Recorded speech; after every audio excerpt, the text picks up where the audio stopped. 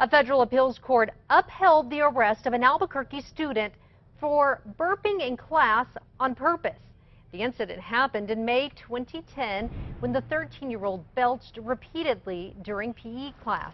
The teacher made him sit in the hall, but he kept burping and laughing, prompting the teacher to call the school resource officer. The boy was eventually handcuffed and taken to juvenile jail. His family sued the principal, a teacher, and the officer for excessive force and unlawful arrest. The ruling by the 10th Circuit Court of Appeals in Denver is based on state law that prohibits anyone from interfering in the educational process of a public school. We spoke to a retired teacher who believes the arrest was too much. I think there's mechanisms inside the school that you don't have to bump it up into a legal level and tie courts up and lawyers up and sort of label this kid as a troublemaker when it could have been handled and sort of diffused at a much earlier level. The boy's attorneys argued their client was being a class clown that in the past would have resulted in detention or calling his parents.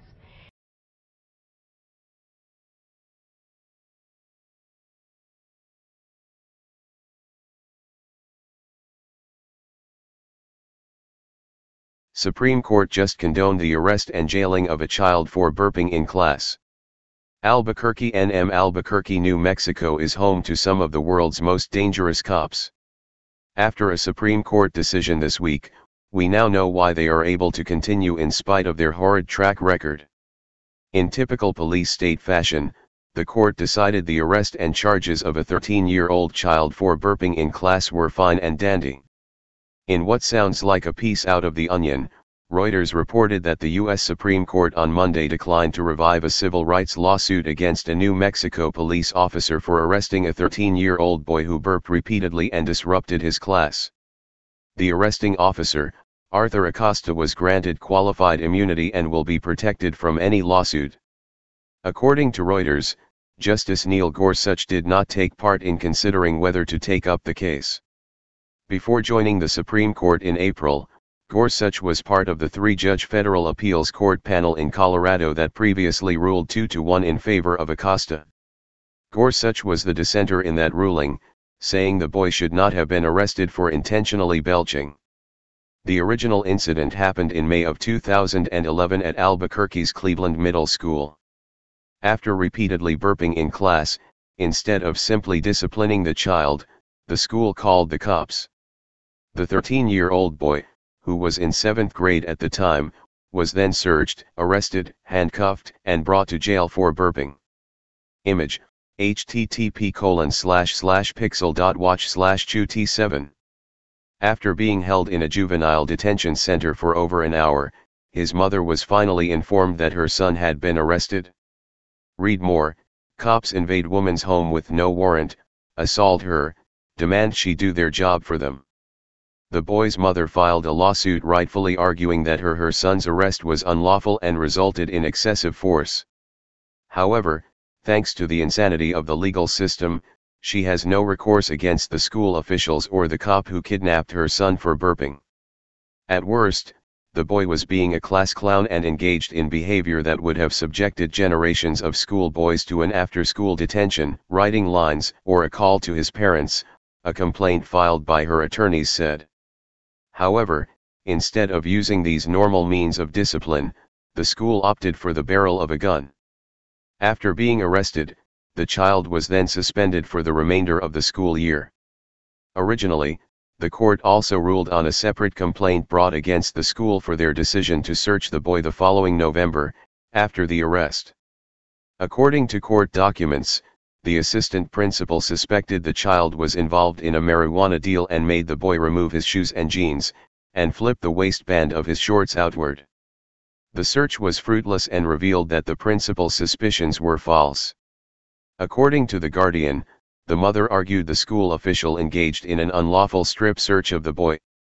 But the court found the use of the term strip search was a stretch and did not violate the boy's constitutional rights. According to Reuters, in her appeal to the Supreme Court, the teen's mother said Acosta should have known that New Mexico law clearly establishes that arrests of school children must be reserved for violent offenses or when other students are at risk of harm. Read more. Cop stands on hood of car, fires 15 rounds through window, kills 2 unarmed people. Criminalizing everyday acts of misbehavior pushes kids out of school and teaches them that there is no limit to the power of the state to arrest them, the mother argued. When a child is arrested for being the class clown and a court not only upholds the arrest but grants immunity to the ones who conducted it, something is seriously wrong. Kidnapping and caging a child for burping shows that the mere act of being a child is now criminalized. Instead of attempting to solve a problem with logic and reason, schools are now taking the easy road and turning to the barrel of a gun to force compliance. This is not only dangerous and lazy, but entirely unnecessary. A study of more than 185,000 private and public school users from 2010 to 2014 revealed that violence is largely a problem in the public school sector. Private schools, unlike public schools, have an incentive to create a safe and caring environment for their students, so they take a far more proactive approach to prevent bullying, and it works. Without using police force, private schools are able to reduce bullying and violence to levels far below that of public schools. Imagine that. What this data illustrates is the societal dependence on the state to solve matters that should be handled without government. Being dependent upon the state to solve one's problems is a de facto dependency upon violence. The state represents violence in a concentrated and organized form. The individual has a soul, but as the state is a soulless machine, it can never be weaned from violence to which it owes its very existence. Mohandas Karamchand Gandhi. If you truly want a glimpse into the horrid effects of the police state on all school children, take a scroll through our archives, at this link. Read more. Two-party paradigm pushed on 6th graders, polled on gay marriage, abortion, and gun control.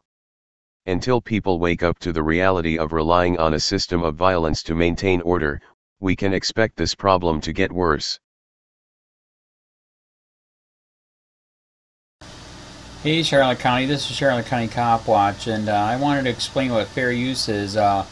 You can use pieces of news articles if you're doing it for news reporting, you have commentary, and you're doing it for education purposes. So that's what fair use is, as you can see right here.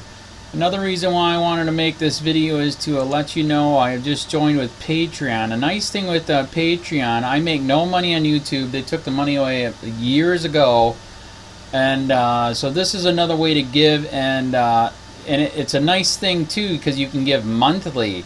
You can give $1, $5, $10, whatever. I do 4 to 5 hours a day on trying to wake the sheep up on how corrupt it is and different ways that you can fight the corruption.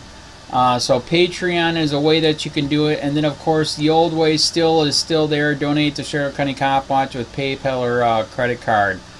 So keep that in mind. 4 to 5 hours a day. I make no money, but the corruption happened to me and I'm sick of it, so I'm trying to wake people up. But my wife would love it if if we could get some help out there. There's 47,000 subscribers. Just think if each one of you subscribers just gave let's say actually yes, $1 a month. 47,000 subscribers gave $1 a month. That would be awesome. That's not going to happen. But anyways, that would be great if it did happen. But do the math in your head. Just think about it. Like I said, 4 to 5 hours a day. I get no money from YouTube. YouTube has gone nuts. You can't do anything anymore.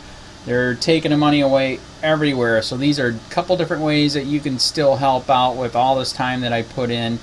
And as you know, I'm in a special situation where at least I can do it. 4 to 5 hours a day. We have a cleaning company during the day. That's what allows me to do this, and we're debt free. So this is my hobby. I don't go fishing and all that other crap. I try to save the world. So help me out to make the wife happy, man. In fact, if you guys did give $1 a day, and there was 47,000 of you, and you did it, and each of you gave $1, and that was every month, oh my God, yes, I could quit. I could start suing them. Another idea too that we have is, if I got, you know, some funds, we could actually contact everyone that has been ticketed and or arrested and put in jail and start sending them postcards to let them know we're here and to see if everything went all right, and if it didn't, find out their story. So we could even do more investigations and more lawsuits. Lawsuits take money. So just think about that. You know, 47,000 of you so far right now. You know, $1 a day. I mean, $1 a month on Patreon, or $5 a month Patreon, 10, 20, whatever. Just do the math in your head. Help out. This is a lot of work every single day. Thanks.